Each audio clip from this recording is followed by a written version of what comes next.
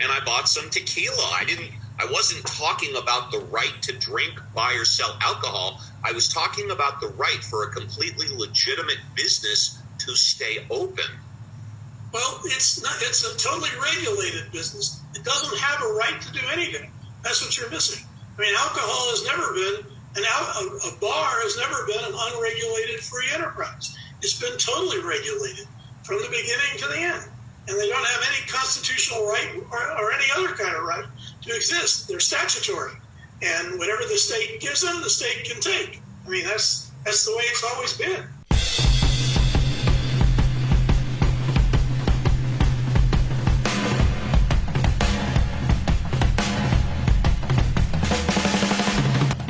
From legendary Uncle Studios in beautiful Southern California, welcome to another edition of Work Comp Matters, the central location for you employees, you employers, and of course, we haven't forgotten about you damn independent contractors. And now, here's this week's edition of Work Comp Matters.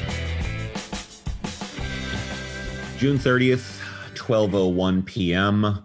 My name is Steve Appell. Welcome to another edition of Work Comp Matters. I'm joined by the madman across the water, John Scalia, as well as my chief of staff, Dr. Mike Zyma. Hey, both you guys, don't forget to mute your mics for the next couple of minutes, and thanks a lot. Work Comp Matters is also brought to you by A1 Law, number one computer management system. 818-357-4120 for your no strings attached money back guaranteed $1 a day. A1 Law. Work Comp Matters is also brought to you by the workcompcentral.com. And special note to Scott, mute your mic maybe. If you want the number one location for workers' compensation in both California and around the United States, check out the workcompcentral.com. Well, pretty much John Scalia got it right yesterday. Hit the nail on the frigging head. I'm not going to use the S word. The state giveth and the state taketh away. Less than, a month after beaches were closed and then beaches reopened, Los Angeles County will once again close its beaches for this 4th of July holiday and ban fireworks displays in anticipation of the 4th of July holiday, a move health officials say is necessary in light of an alarming spike in coronavirus cases. Although it was a difficult decision to make, I believe it was an extremely easy decision to make. The closures are critical because so many people gather to celebrate. A recipe for increased transmission of COVID-19. County Public Health Director Barbara that's Dr. Barbara Ferrer said in a statement, "We all need to take this virus more seriously, and residents and business owners must do their part. Physical distancing isn't optional. Wearing a face covering isn't optional. Spending time only with those you live with isn't optional." Let me repeat that, boys and girls. Spending time only with those you live with isn't optional. Oh, really? These are the requirements in the health officer's order and are the tools we have to protect each other, our family, and those most vulnerable in our communities. More in the news. Let's see here. The next story. California plummeted deeper into a new coronavirus crisis yesterday as new cases spiked to record levels. Some hospitals filled up, and officials expressed growing alarm and frustration with people refusing to follow safety rules. Despite the increasing perilous conditions, the state broke its record Monday for the greatest number of new coronavirus cases reported in a single day, tallying more than 8,000. That's the third time in 8 days the state has broken a record of new daily cases, according to the Los Angeles Times California Coronavirus Tracker. Well, Bars are closed. The beaches are going to be closed.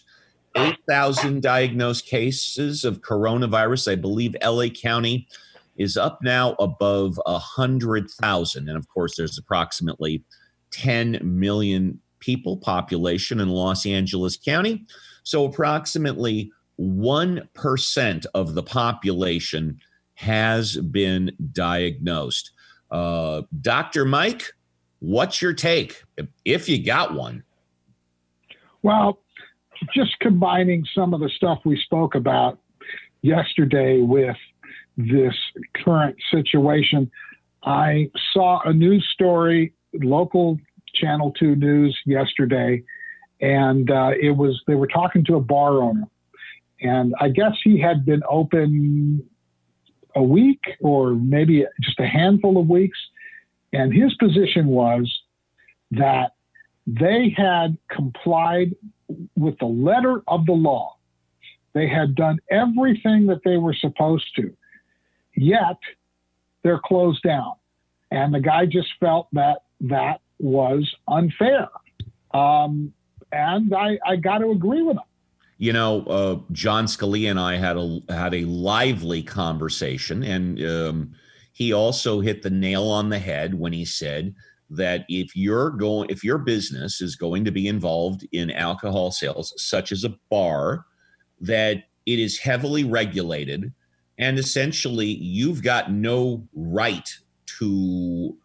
constitutional right to open a bar business, okay? It is heavily regulated. It's licensed. If for whatever reason the state or the Alcoholic Control Board, the ABC, they don't want to give you a license, you ain't gonna open.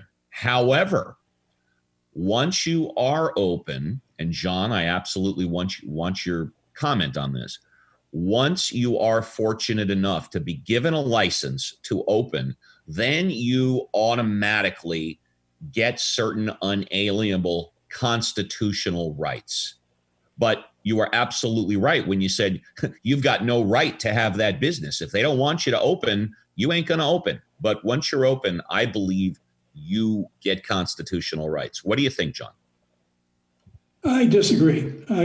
Just because you have a business doesn't mean you automatically are endowed with inalienable rights, especially when the business itself is not one of the inalienable righs. As I said earlier, John, just and I know I interrupted you. Hypothetically, let's say the state gives me a license to open a bar, and I want to buy my booze from a company that says, you know what, Mr. Appell, you're Jewish, and because you're Jewish, I am refusing to sell you alcohol. Do I not have the right to file a lawsuit for religious discrimination? Or for that matter, it says, Mr. Appell, you're 60 years old. I'm only selling booze to people that are 35 and under. Can I not file a constitutional suit for age discrimination? Well, I think the answer is you could file a suit on religious grounds for the first one. And on the second one, I really don't know if you could file a suit. I mean, if some liquor distributor wanted to say, we only want to distribute to people in a certain amount of age, I think the answer would be, well, you could find another distributor. And while you can give the same answer to somebody who doesn't want to sell to a Jewish person, that's just not allowed. We've said as a matter of public policy, you can't discriminate on those grounds. Okay, well, that sounds pretty logical to me. I still believe that closing all bars flat out is just, it's a violation of rights. I know that, John, you disagree with me, and that's cool. And Mike, I don't know if you agree or disagree, but you're certainly in favor, at least now, of all bars being closed rather than, regulated, having a 10 p.m. and 11 p.m. curfew or whatnot like that. You're in favor of all bars being closed right now, right? Well, frankly, my views are evolving as I listen to different people speak. I agree on the one hand. Mostly me, but go ahead. Well, I agree with you what you said yesterday, that when the GAB just shut down the bars, primarily did it because it was easy. And now we have LA County. It wasn't the GAV, and I'm not even sure if it was the Board of Supervisors, because I think the first person to announce it was Dr. Barbara Ferrer of LA County.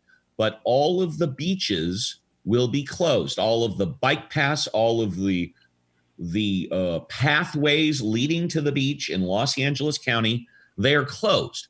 Now, my understanding, of course, is that parks are open, recreation, other places in public are open. However, it was made a point to say we are not allowed to get together with people that we don't live with.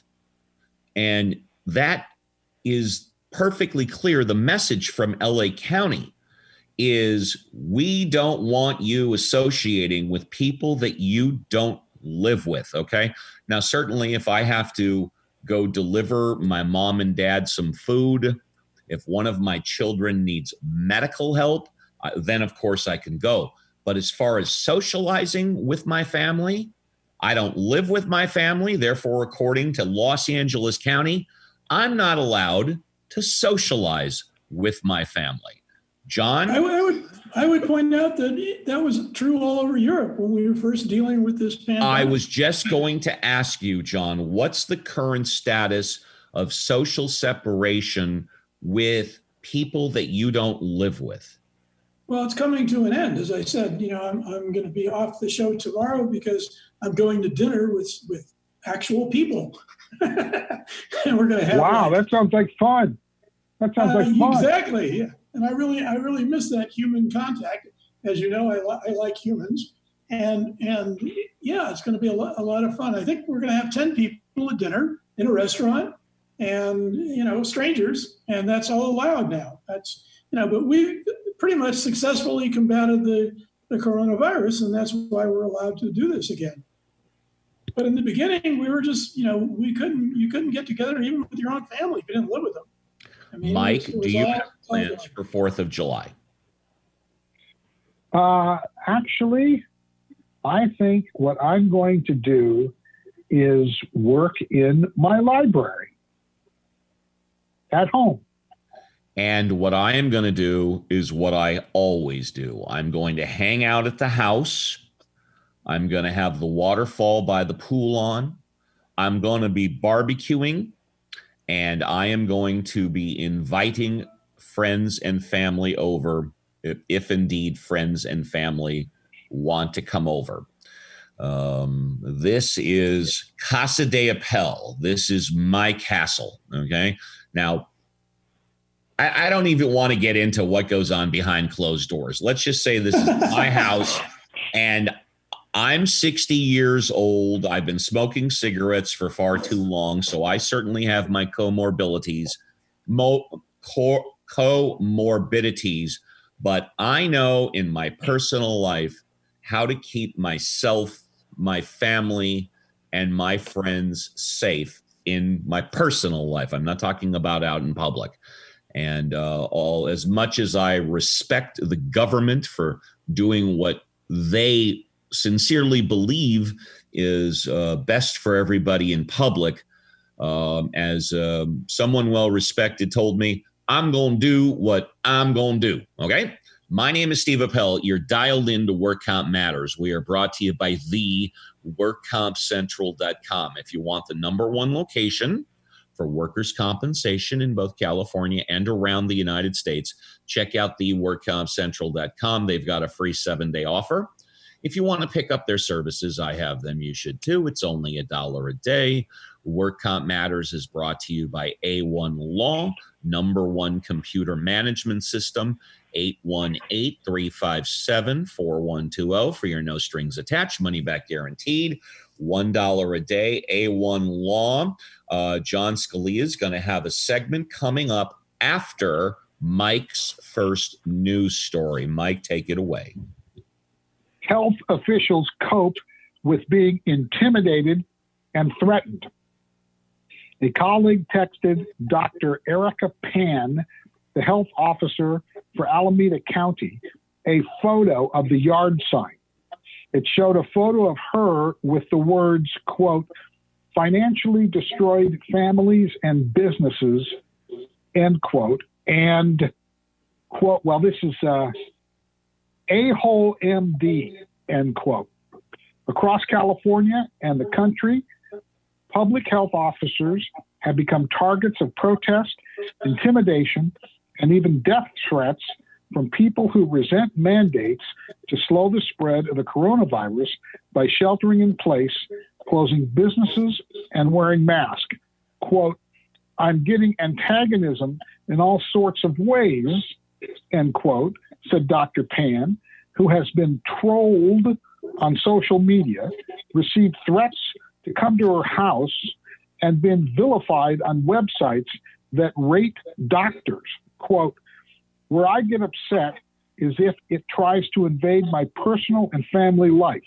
I really don't want my family to be dragged into this, end quote. And you know, you guys recall that the public health officer for Orange County quit about 3 weeks ago because she was giving death threats. It's outrageous. And thank you very much for that. It's now time for his segment. And John, go for it. Yeah, I think something has been overlooked recently because of all the attention that's being paid to COVID-19. Personally, I'm getting a little tired of that attention. But one big item which I think has really been overlooked is the evolution of Supreme Court Justice John Roberts. Roberts twice has disagreed with the Trump administration in very important decisions. The first one was about the Dreamers, the DACA case, in which he was a part of a 5-4 majority ruling that Trump could not eliminate the program, thus allowing asylum to continue for about 750,000 people who were brought here as children and who Trump wanted to kick out of the country. The other decision which just came down was regarding abortion, in which case Louisiana tried to restrict abortions by saying that doctors had to have privileges at local hospitals. Of course, as we know, Louisiana being part of the deep South and being part of where abortion is murder, a lot of local hospitals will not let any doctor who is willing to perform abortions have privileges at their hospital. So essentially, it was a bill to kill abortions in Louisiana. And Roberts was in the majority in that case, which said that the law was unconstitutional. So I am really encouraged by the fact that Roberts seems to be evolving into his role as the Chief Justice of the United States and not a Republican enforcer, which is more than I can say for the other Republicans on the Supreme Court. Kavanaugh was Kavanaugh during his confirmation hearings said that he believed the law on abortion, Roe v. Wade, was settled law. And he was among the 4 who wanted to uphold the Louisiana law. So Brett Kavanaugh, we know that you not only might be a rapist, but you're clearly a liar. But, I am heartened by the fact that John Roberts has taken his role seriously and he's evolving. And I would point out to people that the guy American conservatives thought was a rip-roaring communist, liberal, terrible justice, Earl Warren, was actually a Republican. And Warren grew into the role. And hopefully it looks like John Roberts is doing that too. So the robes do change you if you're open to it. With the July 4th holiday weekend only days away, California Governor Gavin Newsom, we call him the Gav here on Work Comp Matters, the Gav announced yesterday that 19 counties, home to 72% of the state's entire population, are now on a, quote, watch list, close quote, for additional COVID-19 restrictions. 4 new counties, Solano, Merced, Glenn, and Orange, were added Monday to the list of hard-hit locales where the state health officials are monitoring infection data, providing technical assistance, and weighing new measures to slow the spread of the virus. Mike? A 71-year-old man, and we're doing a lot of COVID stuff, and I apologize, John. I know you guys got it under control over there, but we're still knee-deep, so we got a lot of stuff. Yeah, and notice he starts to get bored the day before he's going out to dinner with 9 people. Rub it in, John. Rub it in, for crying out loud. So A 71-year-old man who died last week while serving time on San Quentin's death row tested positive for the coronavirus, marking the first known death of a coronavirus patient inside California's oldest state prison. Richard Steitley's test results, announced by Marin County officials late Monday morning, come as a monstrous outbreak continues to overwhelm San Quentin State Prison, now infecting more than 1,000 incarcerated people and 89 employees at the facility. Now, in a related story, as California contends with climbing coronavirus cases throughout the state, the GAV on Monday laid out plans to address a massive outbreak at San Quentin Prison, including moving inmates to a Bay Area medical center. More than 1,000 inmates of the Marin County Prison have tested positive for the virus, comprising nearly half of all current infections within the state's prison system. Newsom called the outbreak a, quote, deep area of focus and concern, end quote, and said his team would consider releasing inmates who are at high risk or are close to finishing their sentences. I've got to say that, it's indicative of the problem that you have with the prison system in America. First of all, one of the other articles, even though I was bored, I read it. One of the other articles pointed out California allocates $3 billion a year for the medical treatment of prisoners. Part of the reason for that is because your prison population is so frickin' old, okay? And when you incarcerate people forever, they get old in prison. And when people get old, guess what? They use up more medical care. So it's kind of a double whammy. You imprison more people, you keep them there forever, they get old, they get sick. And that's what's happening. As they say, the chickens are coming home to roost, and you got them all. The chickens are but coming aren't they home bad to guys? roost. They're bad guys. They're bad guys. What? They're Well, bad not guys. all Shouldn't bad they be in guys. prison? Some are bad guys. What? Some are not so bad. It's not. Well, you're talking about. Besides that, the rest of the world, other than uncivilized countries, I mean, if you come to Europe, I think the most you get for murder is like 20 years. Okay. good? Okay. Well, I think we've hit a cul-de-sac in the road on that topic. Thank you both very much. I'm going to give the last news story, and this is from my most recent news source. We had a story here about a week or two ago from Talkers Magazine. So this is from Talkers Magazine. iHeartMedia launches BIN, the Black Information Network. This new venture is a standalone unit within iHeartMedia that will be the first and only 24/7 national and local all news audio service dedicated to providing an objective, accurate, and trusted source of continual news coverage with a Black voice and perspective. iHeartMedia says BIN, Black Information Network, is focused on service to the Black community and providing an information window for those outside the community to help foster communication, accountability, and a deeper understanding. It is being led by Tony Coles, who also serves as division president of iHeartMedia Markets Group. As president of the unit, Tanita Myers, most recently with Reach Media, will be director of news operations. IHM says national founding partners are Bank of America, CVS Health, Geico, Lowe's, McDonald's, Sony, and Verizon. Content will be available on the iHeart Radio network. So BIN, the Black Information Network, is opening up 24/7 information, and they have corporate sponsorship. Be on the lookout for that. Mike, any closing thoughts or desires? Well, first of all, I love that story. Oh, well, you know what? We got a couple of minutes if you want to comment. And I know I didn't brief either one of you, but go ahead. Go for it. Well, it sounds like it's so much more than BET, Black Entertainment Television, BIN, Black Information Network. It's a long time coming. I mean, I just like that. That's all I got to say. John, any closing thoughts, burning desires?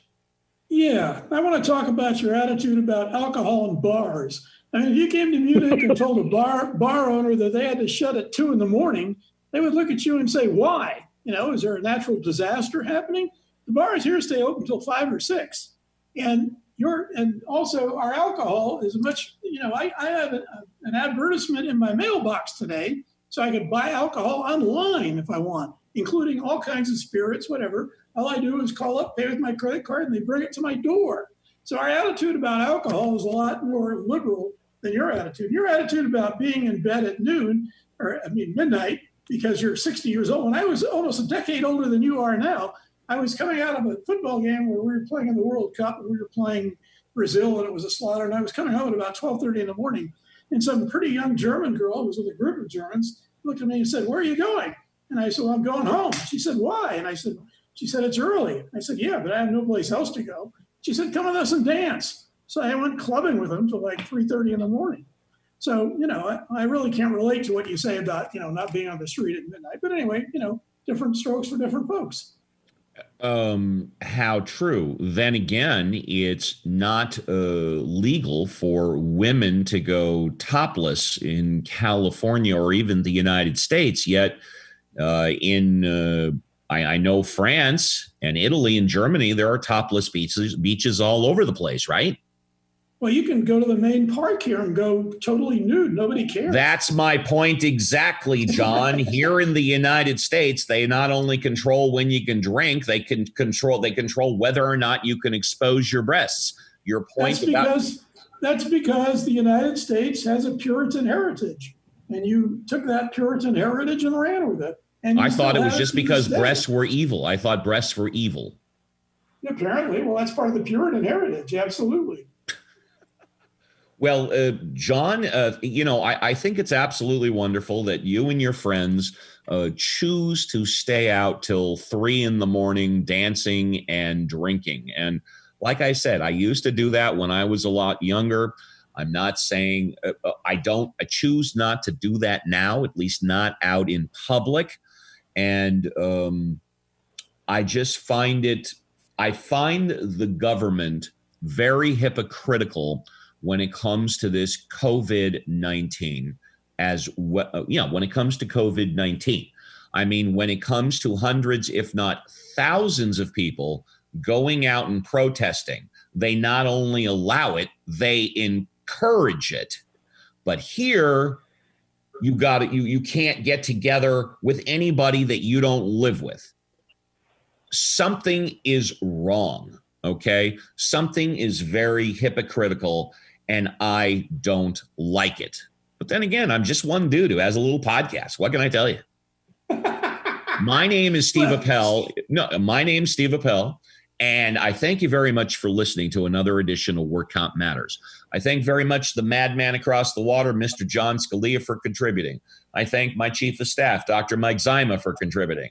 I thank Scott Walton of legendary Uncle's Studio for engineering the show, and all the good people back at WorkCompcentral that continue to support and approve of this project, including but not limited to Ms. Kristen Chavez. We will see you again tomorrow at noon for another edition of Work Comp Matters.